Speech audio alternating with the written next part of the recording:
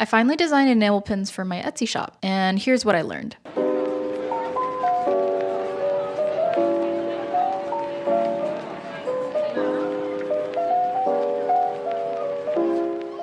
Hi, it's Joanna and welcome back to my channel, Sleepy Joe Art. After a couple of months of planning, I am proud to say that I finally have enamel stickers available on my shop. These are the two pins. One of them is a strawberry cat and the other one is a silly goose enamel pin. Creating and designing the pins, of course, took a lot of designing and iteration, going back and forth with a manufacturer, and just a lot of details that I thought could be super helpful for anyone that's also thinking about maybe having enamel pins for their small business. Sorry, give me 1 second. Hello? Hey, it's time to talk about the sponsor of the video. Thank you to MUNBYN for sponsoring this video. You guys all already know I exclusively use MUNBYN's products for my small business. I've used their printer and shipping labels since the beginning, and recently I was able to make some super cute thank you stickers with them too, since they sent me a lot of cool stuff to try out. My small business is definitely growing, so having reliable technology to help me is super important right now, especially when I have bigger orders like this, and I want to make sure the label is crystal clear. All you gotta do is open the printer, adjust the size to your label, import it, and print. Their app also has more than 1,000 free editable label templates suitable for various sizes. Their products have made my life so much easier, so definitely check out the links in my description if you're interested. I also recently applied to an artist market, so I wanted to print QR codes to make it easier for customers to find my Etsy shop. I could easily just generate a code directly in the MUNBYN app, adjust it to the size I want, printed it on some super cute colorful stickers, and now they're ready to be placed on my goodie bags.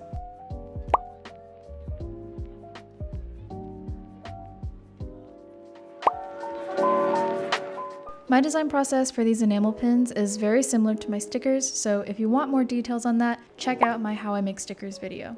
I did have to make some slight adjustments since I had some limitations on how many colors I could use, and I had to think about the cut and the shape of the pin.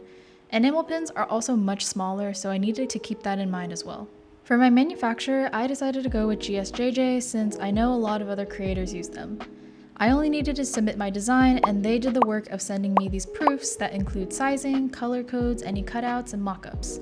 I also last minute realized I need backing cards for my enamel pins, so I went ahead and designed a quick and simple backing card with just my logo and the flower in the middle. With all the options I selected, which I just chose the base for everything, this is what it came out to.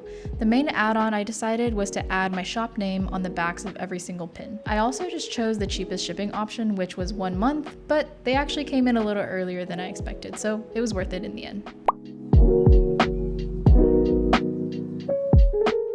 Once I got my pins, I started taking inventory and grading them. Grading is when you determine the quality of the pin, since usually with manufacturing items, you won't have every item be perfect.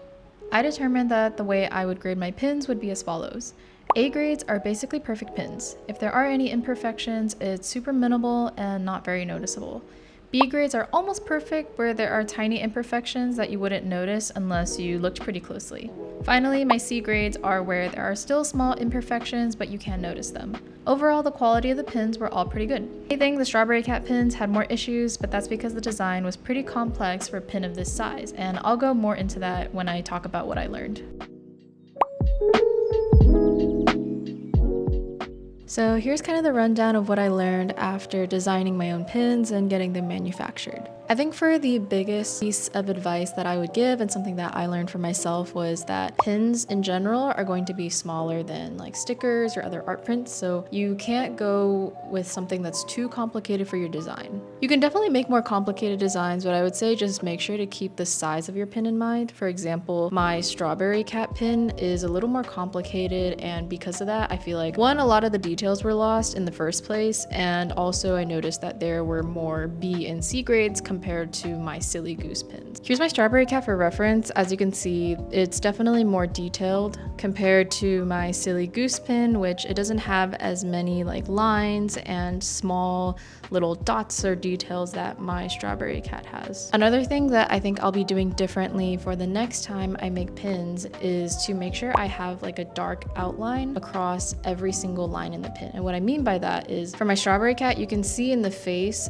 that it's only the gold enamel lining that they did for the pin. And because of that, from far away, it's a little more difficult to tell where the face is because it's a more reflective material. So naturally, it's going to be harder to see the lines. And just comparing again with the silly goose, you can clearly see the face and the whole outline of the shape of the goose. And that's just because in the design process for the proofs that they sent me, they decided to keep the outline for this one. And the strawberry cat was just something I kind of missed. It was just something I didn't think too much about in terms of like how visible or readable, I guess, the design would be. So that's another big point that I learned for this time. Finally, the last like small detail that I noticed for my strawberry cat design, the initial idea was to have a cutout in the pin itself. So you can kind of see where the big strawberry is on the side of the pin and where the vine is coming out of the cat. There's a tiny little cutout there, and I thought it would be a little more noticeable, but again, because the pins are small, it's really not that noticeable. And because the cutout wasn't part of a pin's base customizations that I chose, it ended up costing a bit extra. Specifically, I think it costed about $30 total to include those cutouts in the pin. So I would say if you're manufacturing pins and you have like a small detail like that where there could be a cutout, I would say just avoid it because it wouldn't have been that noticeable if I included the cutout or I didn't. And yeah, I think definitely for next time, it might just be personal preference because I know some people like tiny pins because they're kind of cute. And I guess these are not the smallest, but in general, I think I would like them just a little bigger.